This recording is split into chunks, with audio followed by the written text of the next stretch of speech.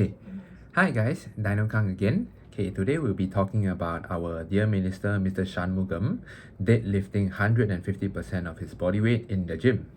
Okay, so I'll be giving my reaction as well as my form check. Okay, for some feedback for that lift. Okay, so that's actually because many of you guys have sent me that video since yesterday, so I'm gonna share my 2 cents on that.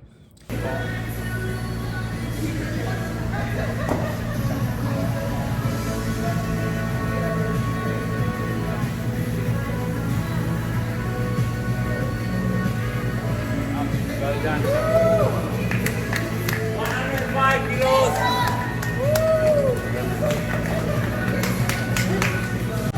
Okay, first off, I just want to say that whatever he's doing and what he did was absolutely amazing. It was nothing short of very, very impressive, right? Because first of all, the biggest part that strikes me is that it sets a very important and powerful precedence in terms of lifting weights and going to the gym, right? You are just setting a really, really good example right there.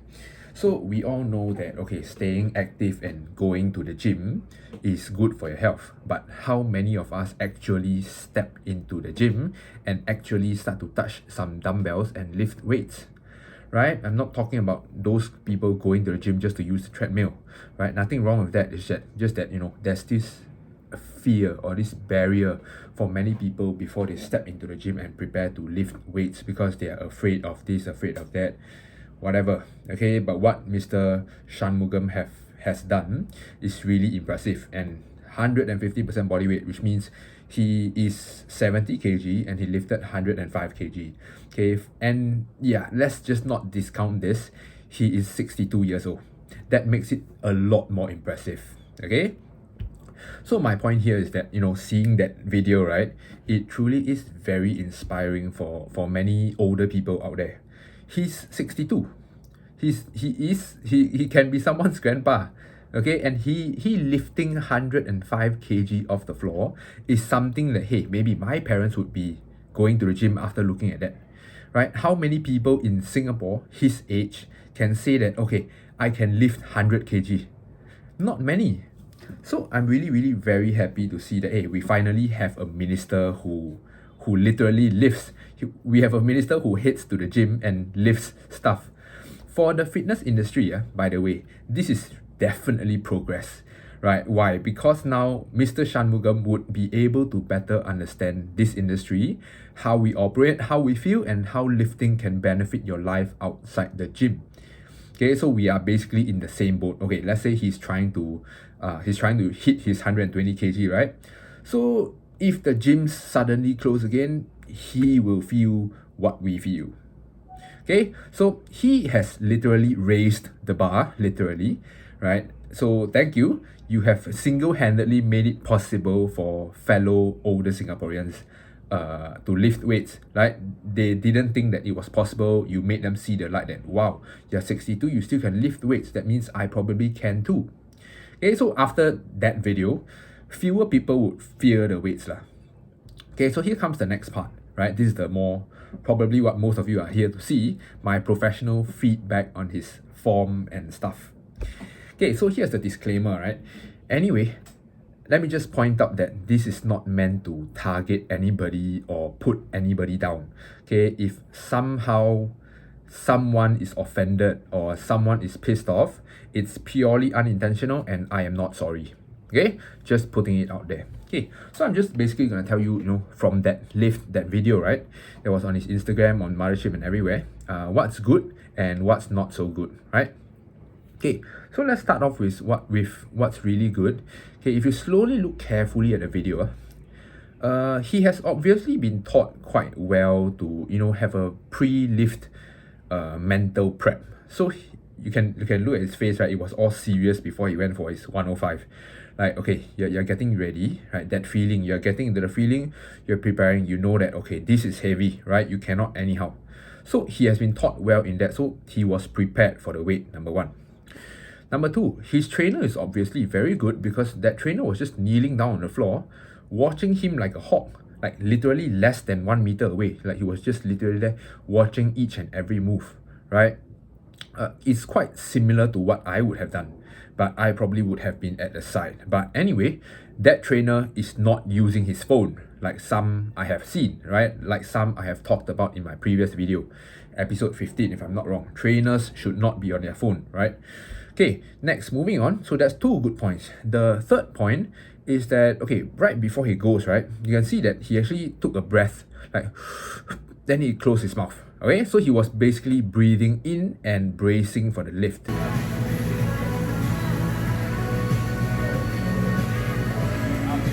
From what I can see, he has been taught that, okay, you need to hold your breath, right? You need to hold your breath and brace your body so that, you know, your spine doesn't shift as you're lifting. So that's 3 points, right? So he has been taught that lah. So the trainer, you know, obviously educated that. The fourth point, this one actually is quite a very subtle point, but it's good that he got it because many people have been lifting many times and still miss this point, right? His bar positioning, the position of his bar, what he's using is a trap bar, okay, not a normal straight bar. So for a trap bar, right, the handle is this way. For a normal bar, is this way. Okay, so for a trap bar, when you're holding like that, most people always miss grabbing the center. People tend to hold a bit higher, a bit lower, and then as the weight goes heavier, you're going to feel a significant difference in the grip, right? So it's extremely uncomfortable and you won't be able to perform your best. So he was standing in line with the bar. He was grabbing the middle. So he was basically standing in the center of gravity and pulling the center of gravity off the bar. So that is good bar positioning, right? In the middle of the trap bar. So the fifth point that was really good is that he wasn't rushing through that rep, and you know, there was some ramp up, there was some warm up before he did 105. It wasn't like a boom, okay, first set, let's go 105, and just rush to stand up and round your back and everything, and just rush to stand up and throw the weight down, right? It was a controlled standing struggle and stand, lock out, then slowly lower down and touch the floor. Well done. 105 kilos. Right, it was a controlled standing and descent, right? So those are the 5 good things that happened in that video. Okay, now moving on to what was not so good is that, okay, first off, I wouldn't really say that it's not good. Okay, it's really just, you know, if I were to nitpick, if he were my client, what would I do different? Okay, it's not that he didn't do well, he really did. Okay, so first off, what I would do different, and what, not just me lah, okay, what should be done different in my opinion. Okay, in my professional opinion, what can be better? The warming up of the weights, right? The first one he did was 80 kg, 85 kg, 90 kg, then boom, 105. So if you know anything about lifting, or my lifting friends watching this video, right? Or any power lifter lah, hey, like there's a progression to this kind of warm up, right? If you're warming up for 105, you shouldn't be doing 80 for 1, 85 for 1, 90 for 1, boom, big gap jump to 105. That's not a very good jump. A more sensible jump would look like, maybe you try 80 you do for 6 to 8. You rest, you go 90. Don't bother with 85. If you're going 105, 85 does not make sense. 80, 6 to 8. 90, maybe 3, 4. 100, 1. 105, 1. I'm quite sure he can do more, judging by the speed of the bar and how much he's struggling lifting 105. Quite sure he can do 110. Next. Second point, number 2, that's not so good, his shoes. So his shoes are not meant for lifting, right? You don't have to have a lifting shoe. I'm just saying that his shoes are fluffy and kind of like running shoes, trekking shoes, not for lifting shoes. So it's a little bit soft at the bottom. So there's some cushion. It contributes to your instability of your ankle. This is noticeable during his lockout as well. After he stand up, after he stood up, right, there was some shifting in his toes.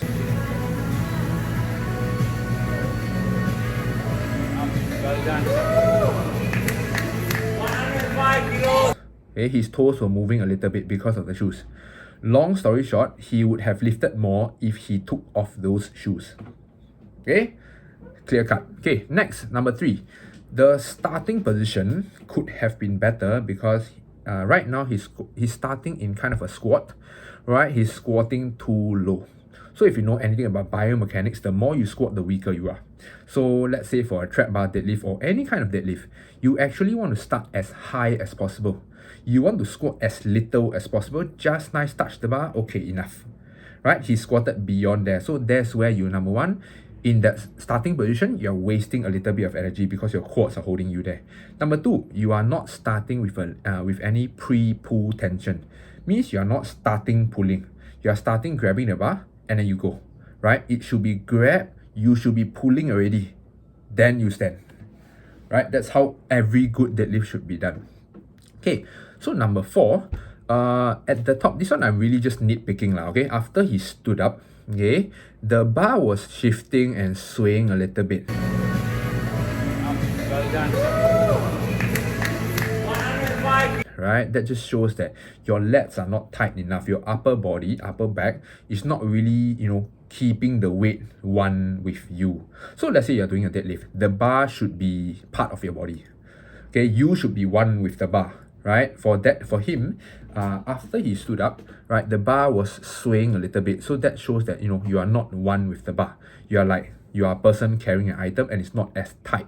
That leads to some power leakage. Okay, so basically that one, so it's not that good. You will feel it more when the weight is heavier, and it could be uncomfortable because there's movement. Okay. Again, I'm not saying that it's not a good lift, it really is. Okay, I'm just really nitpicking and how I would do different. Anyway, he did mention that he's aiming for 120 kg, right? In his Mothership article. If I'm wrong, correct me. If this video somehow gets to him and he improves on the 4 points I pointed out lah. Okay, the warm up properly, take off the shoes, start position, start a bit higher. Right, you should start pulling already. Hey, this one could be tricky. Okay, then the fourth one is a bit more tighter lah, like keep the bar. Right, after you stand, it shouldn't be swaying. Okay, you should still be holding tight. If you improve on, if he improves on these 4 points I pointed out, I'm very confident that he can already pull 115 at least. Right now, if he can do 105 at that speed with that form, right, he can already lift 115 today. So 120 is definitely within 1 month, you should be able to get it. Okay, so keep going, sir. Okay, so the takeaway from this video is this. If he's 62 years old and he can lift 105 kg, you watching this video definitely can start by heading to the gym. Okay, that is all. Thank you very much. Don't forget to subscribe.